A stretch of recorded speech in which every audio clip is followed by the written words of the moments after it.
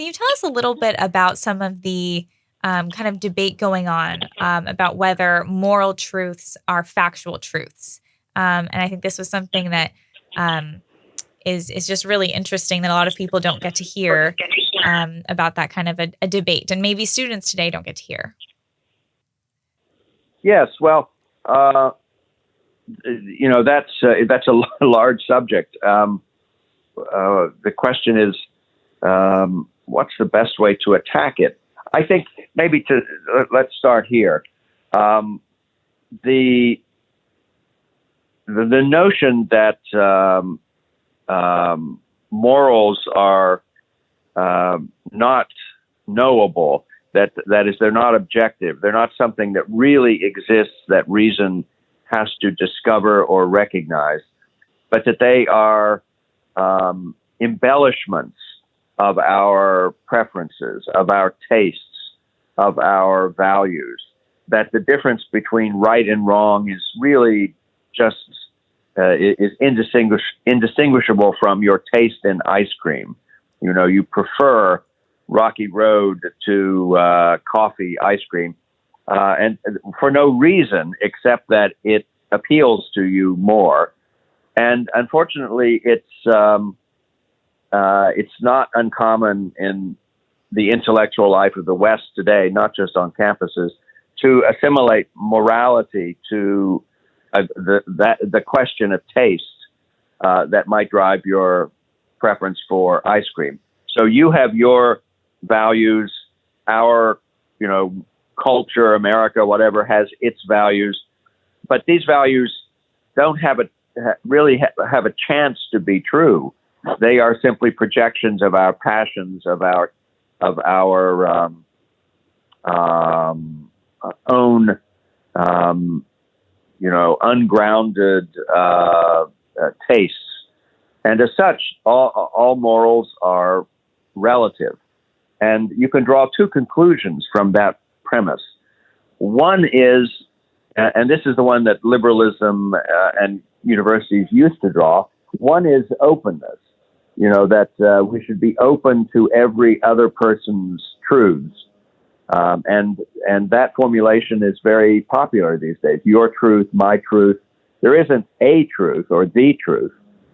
It's just that everyone has his or her, or now I understand many other pronouns worth of truths.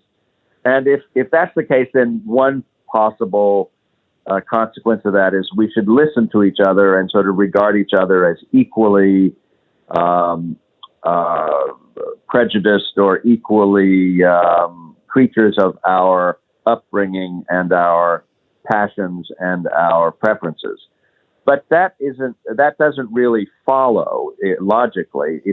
That's a sentimental conclusion. And the one that follows with less sentimentality, and that one begins to see more and more of, I think, in the 21st century, is that if your truths are no better than mine, then why not impose my truths on your truths?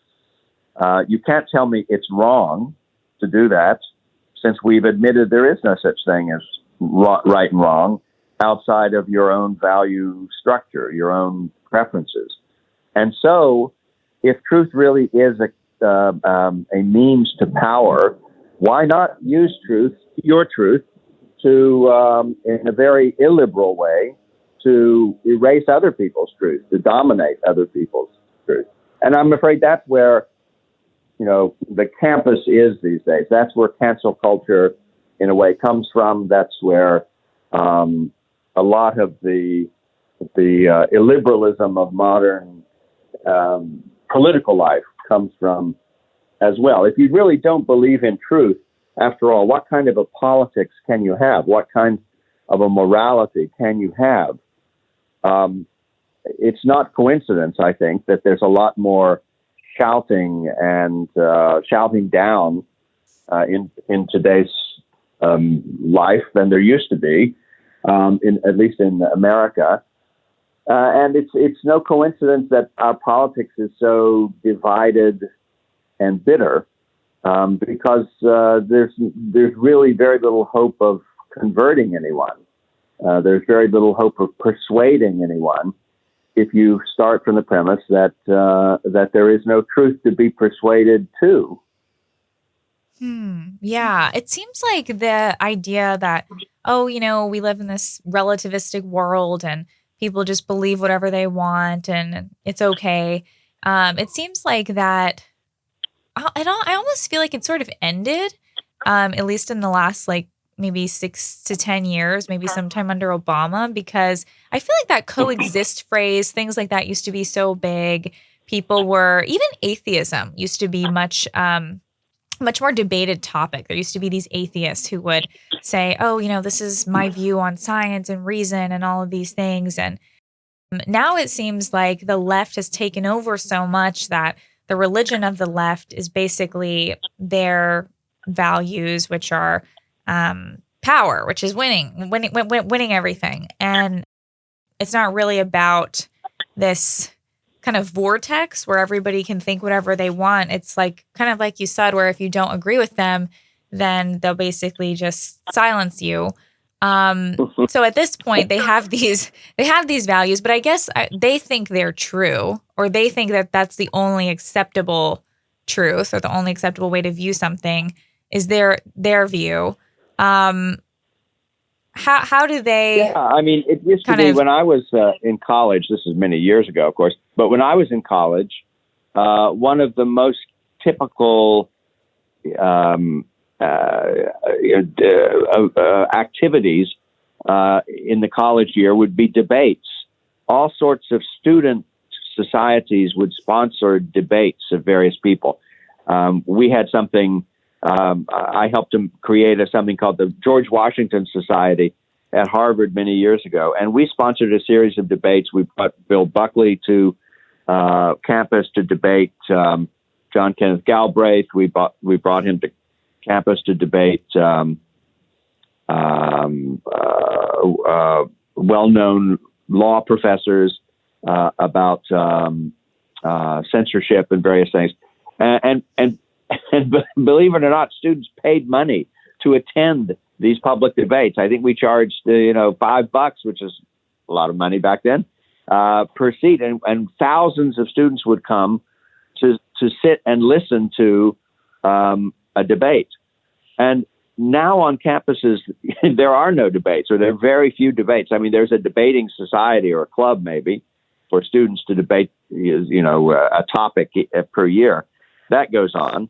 But it's not, there aren't big, sizable public debates that everyone is talking about and everyone is interested in, because postmodernism doesn't favor debates. It's not inclined to react to differences in values by having people try to discuss them and discuss the facts connected to those values.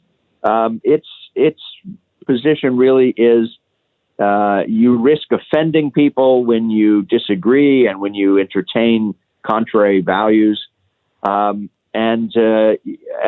why would you want to do that anyway, since there is no truth, And so it's a very different campus and very different campus life now than it used to be. And some of your listeners are probably thinking about sending their children off to campus to college, and so it's a much more fraught decision now than it was 10 or 20 or 30 or 40 years ago, and it's one that parents and potential students need to think through very carefully where they're going and what they're going to be studying and with whom. And that's very difficult. I mean, it's very difficult to know before you get there what the real character of a college is these days. The reputations of them are well behind the reality. And so you can't, Harvard is really not the same place, I would say, as it was in the 1970s. It's become a rather different sort of institution. And that's true of a lot of colleges.